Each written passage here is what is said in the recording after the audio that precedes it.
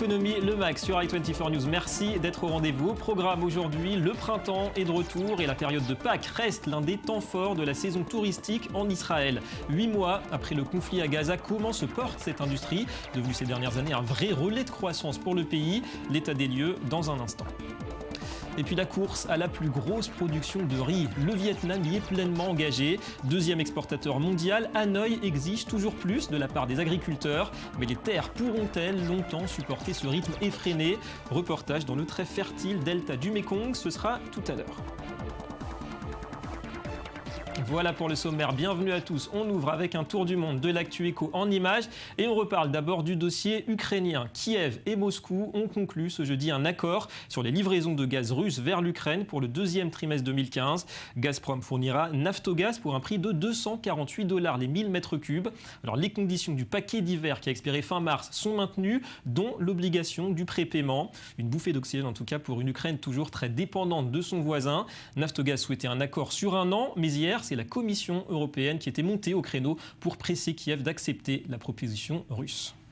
Le gouvernement russe a l'intention de prolonger l'approvisionnement en gaz naturel au même tarif préférentiel comme convenu dans le paquet d'hiver. Cette solution est la bienvenue. Et cet accord en tout cas survient alors que Russes et Ukrainiens sont toujours en conflit autour de l'Est ukrainien. Nouvelle illustration, nouvelle étape de la scission à Donetsk, fief des rebelles pro-russes. Depuis hier, les banques de la République populaire de Donetsk ont commencé à payer les pensions en roubles russes. Nous avons commencé le paiement des pensions pour les retraités de notre République en roubles de la Fédération de la Russie, avec le taux de 1 pour 2. Tous ceux qui se sont enregistrés en République populaire de Donetsk touchent la pension, sans exception. Si des habitants de la République sont enregistrés en Ukraine, cela ne signifie pas qu'ils ne pourront pas toucher la pension dans notre République. Ils doivent tout simplement se faire enregistrer dans notre fonds de pension. Une région que fuient les entrepreneurs et où le chômage a explosé ces derniers mois. En parallèle, Kiev peut compter sur un soutien de poids, celui de l'Allemagne. Angela Merkel, la chancelière, recevait hier à Berlin, vous le voyez, son homologue ukrainien Arseniy Yatsenyuk. L'occasion pour elle de réitérer sa solidarité politique et financière avec la confirmation d'une aide d'1 demi-milliard d'euros avec des objectifs bien précis. Écoutez. L'Allemagne a promis 500 millions d'euros. 300 des 500 millions seront utilisés spécifiquement pour la modernisation des infrastructures ukrainiennes, de l'économie ukrainienne et du système de santé. Et nous avons signé aujourd'hui une déclaration bilatérale au ministère allemand de l'économie. Voilà, et notez que l'Allemagne est passée en février sous la barre des 3 millions de chômeurs pour un taux de chômage à 6,4%. C'est le meilleur chiffre depuis la réunification en 1989, à comparer bien sûr avec la moyenne de la zone euro, 11,3%. Et pendant ce temps, en Grèce, le gouvernement a fait parvenir hier sa liste réactualisée de réformes aux créanciers du pays. Athènes espère cette fois satisfaire leurs demandes pour obtenir l'aide nécessaire afin d'éviter bien sûr le défaut de paiement. Une menace qui pourrait devenir une réalité d'ici le 20 avril. Le besoin de financement du pays est estimé à 19 milliards d'euros d'après le Financial Times. En France, les images de l'inauguration mardi d'un méga centre commercial à Aubervilliers en Seine-Saint-Denis. Fashion Center est destiné aux importateurs de textiles. C'est le plus grand du genre en Europe. Et à l'initiative du projet, des commerçants d'origine chinoise. Écoutez la satisfaction du maire de la ville. Il y a une nouvelle génération de commerçants qui arrivent, qui sont français, d'origine chinoise, et qui parlent le français.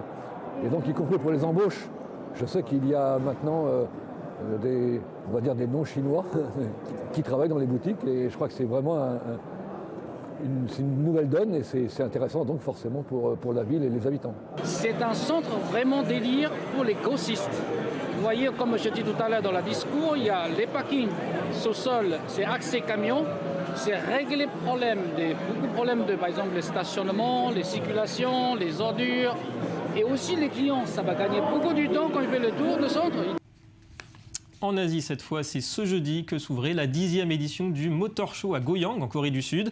350 modèles exposés, dont 6 premières mondiales, dont la nouvelle Hyundai Sonata hybride et la Chevrolet Spark, deuxième génération, avec beaucoup d'espoir pour General Motors, la maison mère, sur un segment des mini-citadines qui est devenu stratégique. Essentiellement depuis 2010, nous avons vendu plus d'1 million d'unités de la génération précédente. Et je n'ai aucun doute que la nouvelle Chevrolet Spark dépassera cela. Quand nous lancerons ce produit, permettez-moi de dire ce merveilleux bébé, dans la seconde partie de l'année, nous commencerons à prendre des commandes. Et nous avons de grandes attentes sur les ventes. 2 mots aussi sur le Brésil pour signaler tout d'abord que 2 stades qui ont servi pour la Coupe du Monde l'été dernier sont à vendre. Et oui, il s'agit des enceintes de Natal et de Salvador. 135 millions de dollars investis pour construire le premier, 190 pour rénover le second. En cause, des problèmes de trésorerie suite à un scandale de corruption. Un fiasco qui met une fois de plus en évidence les difficultés actuelles de ce pays. Et puis, nouveau fléau pour le Brésil, après l'inflation, la récession ou la sécheresse dévastatrice. Ce sont les sauterelles maintenant qui s'invitent ces derniers jours dans le paysage. Elles ont dévasté l'état du Minas Gerais, dans le nord du pays. Certains producteurs locaux seront privés tout simplement de récolte cette année. Elles se promènent le ventre au sol. Elles sont effrayantes, n'est-ce pas ? La semaine des marchés financiers. Et on l'aura remarqué en Europe, une salve d'indicateurs encourageants. L'activité industrielle, l'inflation finalement moins pire que prévu. Et puis un taux de chômage au plus bas depuis bientôt 3 ans. Bonjour Eric Lewin. Les ingrédients pour une vraie embellie sont bien là. Oui David, c'est vraiment la très bonne surprise de ce premier trimestre. La zone euro va mieux avec des indicateurs qui vont dans le bon sens. D'abord la déflation, elle semble s'éloigner. Le dernier chiffre connu, c'est simplement une baisse des prix de moins 0,1% dans la zone euro. Je vous rappelle qu'en janvier, on était encore à moins 0,6%. Du côté du chômage, ça va mieux également. Certes, on est encore au-dessus des 11%, mais on est à un meilleur niveau depuis quasiment 3 ans. Et puis, bien sûr, du côté du climat des affaires, ça va beaucoup mieux. Il y a eu un indice PMI qui est sorti. Il est ressorti à 52,2. C'est un indice du climat des affaires dans la zone euro. Et là aussi, c'est un plus haut depuis 10 mois. Alors, comment expliquer une telle reprise en Europe? Alors, attention, il n'y aura pas de forte croissance comme aux États-Unis ou en Chine. En France, si on a 1,5%, on sera déjà content. Mais disons que la baisse de l'euro, l'action de la BCE, de la Banque Centrale Européenne, ou encore la baisse du pétrole sont autant de facteurs qui permettent d'expliquer cette embellie, pourvu finalement que ce soit durable. Des progrès à confirmer sur la durée pour la zone euro. Merci Eric Lewin. Israël et la saison touristique du printemps qui coïncide avec les fêtes religieuses. 2,5 millions de voyageurs attendus entre mars et avril à l'aéroport Ben Gurion. Alors le conflit de l'été dernier avec le Hamas pèse-t-il encore aujourd'hui sur un secteur nettement affecté en 2014 ? C'est un reportage de Shelby Weiner avec Anthony Lesme. En Israël, Pâques est une période de pointe pour les voyageurs. D'un côté, de nombreux Israéliens sont en vacances et en profitent pour partir, aussi bien dans le pays qu'à l'étranger. De l'autre, des visiteurs étrangers arrivent en Terre Sainte pour célébrer les fêtes religieuses chrétiennes ou juives. Entre mars et avril, l'aéroport national de Ben Gurion attend près de 2,5 millions de voyageurs, soit une augmentation de 5% par rapport à la saison précédente. Pourtant, ce n'est pas de la venue de visiteurs étrangers que le secteur du tourisme espère une embellie. En termes de trafic vers l'étranger, les chiffres sont normaux. Mais ils sont faibles pour les visiteurs qui arrivent dans le pays, excepté les Français.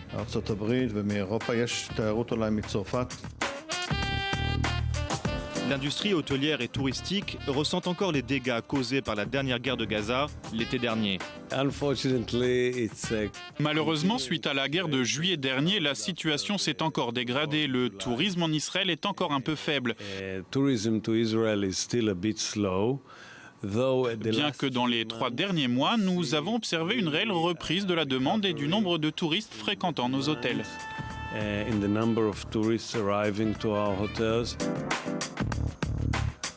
Atlas Hotel prévoit 80% d'occupation à Tel Aviv et seulement 65% à Jérusalem. Des chiffres inférieurs à ceux de l'année dernière.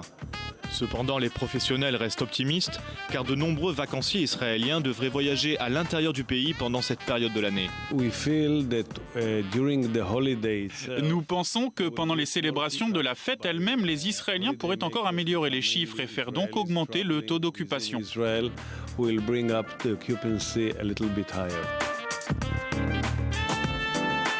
Reste que les Israéliens seraient très nombreux à quitter le pays lors de cette fête.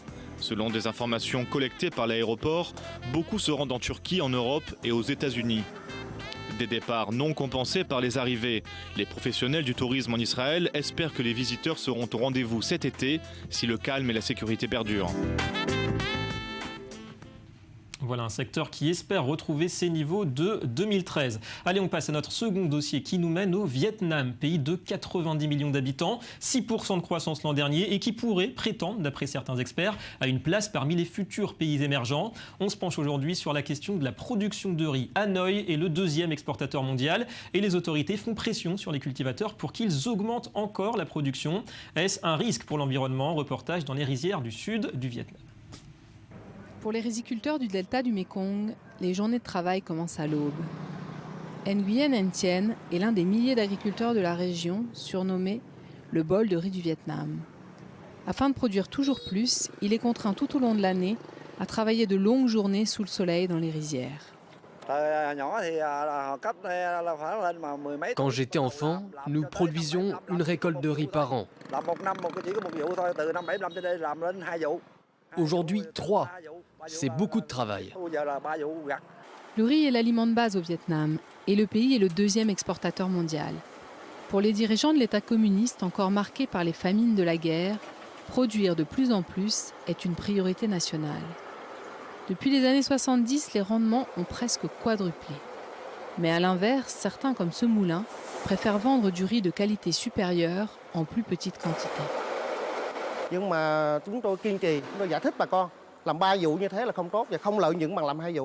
Nous encourageons les agriculteurs à ne pas planter autant, mais à se concentrer uniquement sur 2 cultures principales, pour que la qualité du sol ne se dégrade pas, pour que l'environnement ne soit pas pollué. Et le rendement est meilleur avec 2 cultures qu'avec 3, ce qui permet un prix plus élevé. Trop produire va faire baisser le prix du riz. Produire davantage demande plus d'eau, plus d'engrais et plus de pesticides. Un coût élevé pour l'écosystème de la région du Mékong. Inondations ou sécheresses peuvent être catastrophiques pour les producteurs de riz. Alors l'Institut du riz s'efforce de trouver des moyens pour faire face aux conditions climatiques de plus en plus imprévisibles. Le contexte actuel de changement climatique peut avoir un effet sur la culture du riz ici.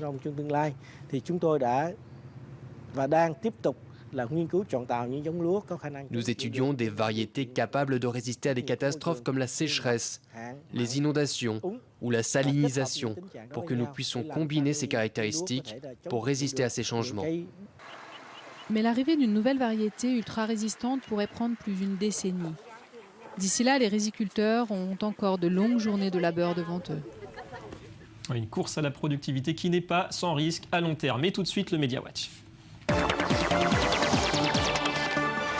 La revue de presse avec Johanna Citruc qui revient sur le 1er avril. Bonjour Johanna Citruc. Bonjour David. Vous nous parlez de la tradition du poisson d'avril qui reste respectée dans les grandes entreprises, semble-t-il. Oui, mercredi, donc c'était le 1er avril. Et David, nous ne sommes pas les seuls à faire des poissons d'avril, les compagnies aussi. Et avec leur notoriété, eh bien, ça ne passe pas inaperçu. Certaines ont même fait la une des médias. On va voir quelques exemples. Il y a tout d'abord Google. Le géant de l'Internet a publié une vidéo de plus de 5 minutes sur YouTube Japon. Il s'agit d'une sorte de keynote, une présentation de sa dernière innovation, le Google Panda. Alors au premier abord, on constate une peluche, mais pas n'importe laquelle. C'est une peluche connectée puisqu'elle est équipée d'un moteur de recherche qui est capable de répondre à toutes les questions possibles et inimaginables, et le tout en 50 langues différentes.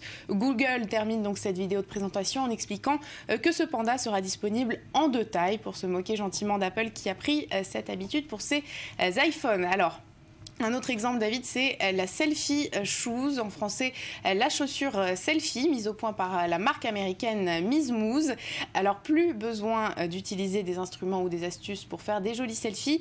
Il suffit d'enfiler la chaussure à son pied puisqu'elle est équipée d'une fente à l'avant, une fente qui permet d'y insérer son smartphone. Le seul petit inconvénient, c'est que pour prendre la photo, eh bien, il faut quand même lever la jambe assez haut et faire preuve d'un petit peu de souplesse qui n'est pas donnée à tout le monde. Et puis le dernier exemple de cette sélection, c'est Sony qui a présenté sa PlayStation Flow qui permet de jouer sous l'eau. Comment? Grâce à des lunettes, des écouteurs et des capteurs de mouvement qui sont virtuellement connectés à la console. L'utilisateur se sert donc de son corps, de ses mouvements pour évoluer dans le jeu. Alors évidemment, vous l'aurez compris, ces 3 produits ne seront pas vraiment commercialisés. Il s'agissait de blagues de poisson d'avril. Très sympathique tout cela. Et puis une étude, Johanna, qui tente de montrer que la pauvreté pourrait réduire la taille du cerveau. Oui, il s'agit d'une étude menée par les scientifiques américains sur près de 2000 enfants et d'après les résultats, donc les zones attribuées au langage et à la prise de décision sont moins développées pour les pauvres. Pourquoi? Parce que le manque d'argent, la peur de ne pas s'en sortir financièrement engendrerait un stress et c'est ce stress qui agit donc sur le développement cérébral des enfants. Merci beaucoup, Johanna Citruc. À très bientôt. À bientôt. Voilà, fin de cette édition d'Économie le Mag. Merci de votre fidélité et la suite de vos programmes. La suite de l'info, c'est tout de suite sur i24 News. Restez avec nous.